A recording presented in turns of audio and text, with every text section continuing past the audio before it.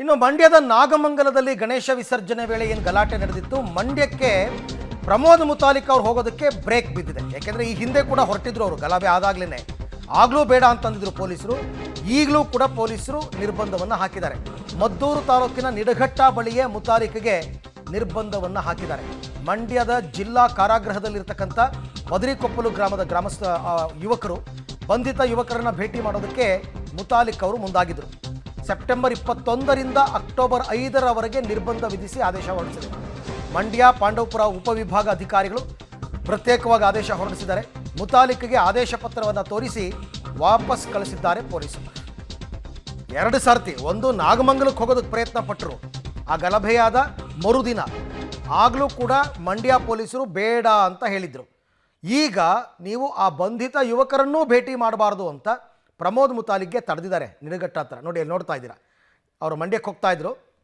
ನಿಡಘಟ್ಟ ಹತ್ರ ಪೊಲೀಸರು ತಡೆದು ಆದೇಶ ಪ್ರತಿಯನ್ನು ತೋರಿಸಿದ್ದಾರೆ. ಈ ಬಗ್ಗೆ ಮತ್ತಷ್ಟು ಮಾಹಿತಿ ನನ್ನ ಕೊಲೀಗ್ ರೋಹಿತ್ ಅವರಿಂದ ಪಡ್ಕೊಳ್ಳೋಣ. ರೋಹಿತ್, ಐ ಥಿಂಕ್ ಇದು 2ನೇ ಸಾರ್ತಿ ಪ್ರಮೋದ್ ಮುತಾಲಿಕ್ಗೆ ನಿರ್ಬಂಧವನ್ನು ವಿಧಿಸ್ತಾ ಇರ್ತಕ್ಕಂಥದ್ದು. ಏನು ಹೇಳಿದ್ರು ಈ ಆದೇಶ ಪ್ರತಿಯನ್ನು ನೋಡಿ ಮುತಾಲಿಕ್ ಅವರು?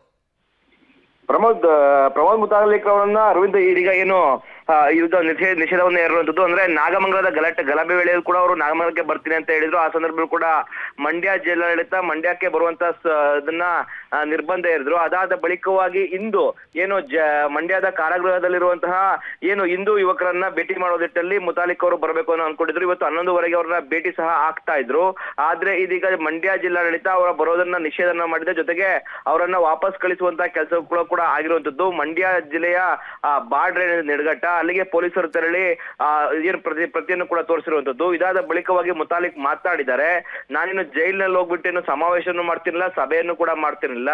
ಬದಲಿಗೆ ನಾನು ನಾಗಮಂಗಲಕ್ಕೆ ಸಹ ಹೋಗ್ತಾ ಇರಲಿಲ್ಲ. ಯಾಕಂದ್ರೆ ಎಲ್ಲಿಗೆ ಹೋಗ್ಬೇಕು, ಎಲ್ಲಿಗೆ ಹೋಗ್ಬಾರ್ದು ಅನ್ನೋ ಒಂದಷ್ಟು ಬುದ್ಧಿ ನಮ್ಗೆ ಇದೆ. ಆ ನಿಟ್ಟಿನಲ್ಲಿ ನಾವು ಹೋಗ್ತಾ ಇದ್ದು ಕಾರಾಗೃಹಕ್ಕೆ ಹೋಗಿ ಅವರ ಕುಶಲೋಪರಿಯನ್ನ ವಿಚಾರಿಸ್ಕೊಂಡ್ ಬರ್ತಾ ಇದ್ದೆ.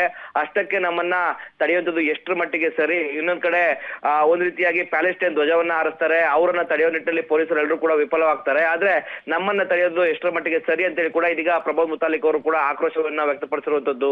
Arvind. Okay Rohit, thank you ತಮ್ಮೆಲ್ಲ ಮಾಹಿತಿಗೆ ಧನ್ಯವಾದ. ಸೊ ಪ್ರಮೋದ್ ಮುತಾಲಿಕ್ಗೆ ಅಲ್ಲಿಗೆ ಮಂಡ್ಯ ಜಿಲ್ಲೆಗೆ ಪ್ರವೇಶ ಇಲ್ಲ. ಅಕ್ಟೋಬರ್ 5ನೇ ತಾರೀಕು ತನಕ ಸದ್ಯದ ಆದೇಶ. ಬಟ್ ಪ್ರಮೋದ್ ಮುತಾಲಿಕ್ ಕೂಡ ಬಿಡಲ್ಲ ಅದನ್ನು. 5ನೇ ತಾರೀಕು ಆದಮೇಲೆ ಆದರೂ ಮತ್ತೆ ನಾನು ಹೋಗ್ತೀನಿ ಅಂತಾರೆ. ನೋಡೋಣ ಏನಾಗುತ್ತೆ ಅಂತನ್ಬಿಟ್ಟು.